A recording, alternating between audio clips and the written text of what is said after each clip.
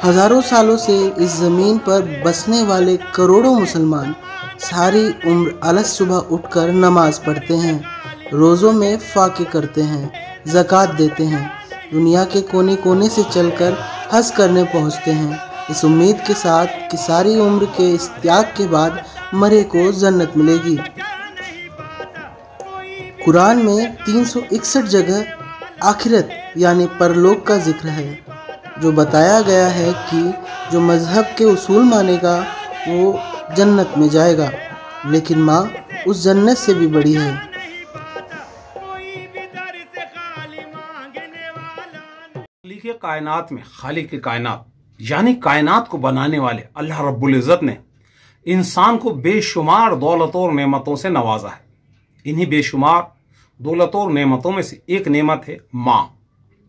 माँ ये वो लफ्ज़ है, ये वो शख्सियत है जो अपने आप में बहुत सारी खुसूसियात दबाए हुए है। माँ लफ्ज़ के अंदर बेपनाह मोहब्बत है, बेपनाह जिम्मेदारियां हैं, दुख है, दर्द है, तकलीफ है, खुशियां हैं। कमोबेश हर मज़हब ने माँ की अज़मत को बयान किया। इस्लाम में कुरान करीम में माँ की अज़मत को बयान किया गया है। रसूल अकरम सल्लल्लाहु अलैहि वसल्लम ने माँ के कदमों के नीचे जन्नत बताई है। अल्लाह रब्बुल इज़्ज़त कुरान करीम में कहता है कि रब्बिरहम्हुमा कमा रब्बयानी सगीरा, यानी जब तुम दुआ करो तो अपने माँ बाप के लिए भी दुआ करो और ये दुआ करो, या रब जैसे मेरे बचपन में इन्होंने मेरा ख्याल रखा है, तू बुढ़ापे में इनका ख्याल रख। कुरान कहता है कि अपने वालिदैन से कभी भी ऊंची आवाज में बात ना करो, उनके साथ नरम दिली और शफकत और मोहब्बत से पेश आओ, कभी भी उनके सामने गुस्सा ना करो।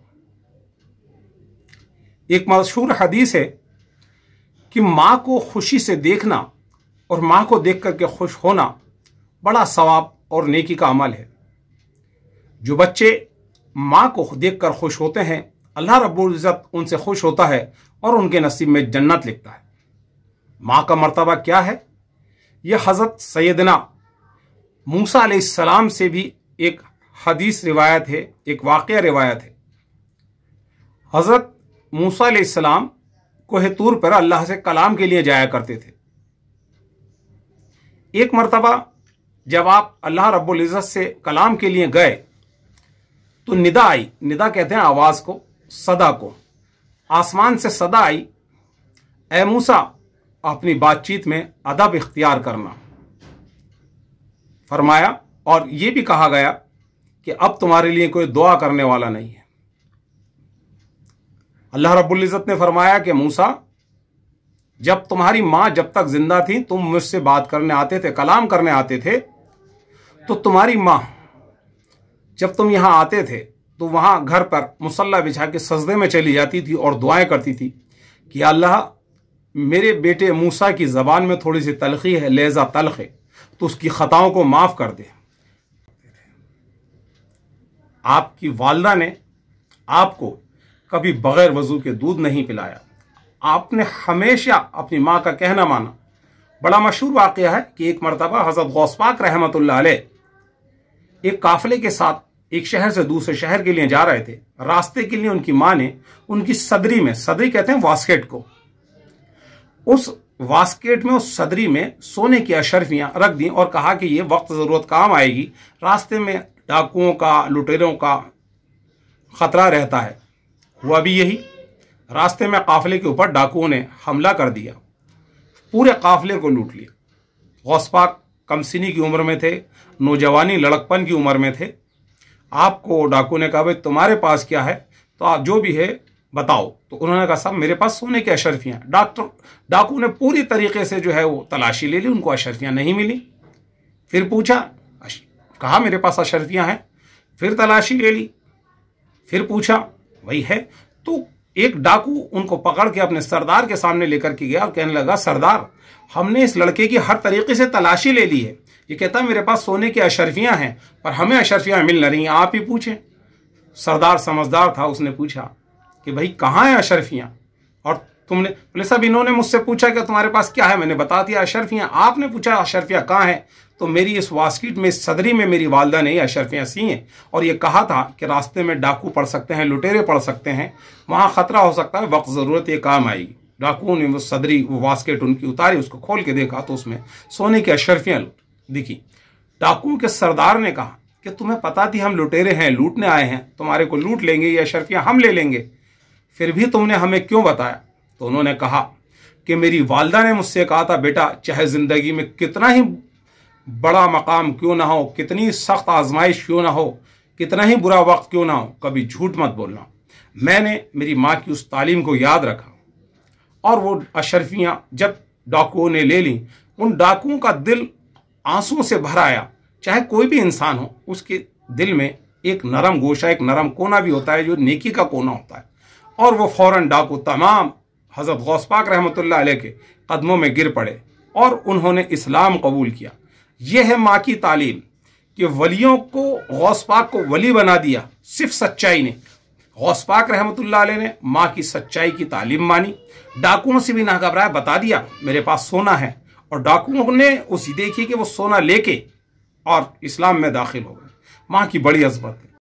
अल्लाह रब्बुल इज़्ज़त ने फरमाया कि मूसा, जब तुम्हारी माँ जब तक जिंदा थी, तुम मुझसे बात करने आते थे, कलाम करने आते थे, तो तुम्हारी माँ जब तुम यहाँ आते थे तो वहाँ घर पर मुसल्ला बिछा के सजदे में चली जाती थी और दुआएं करती थी कि अल्लाह मेरे बेटे मूसा की ज़बान में थोड़ी सी तलखी है, लहजा तल्ख है, तो उसकी ख़ताओं को माफ़ कर दे।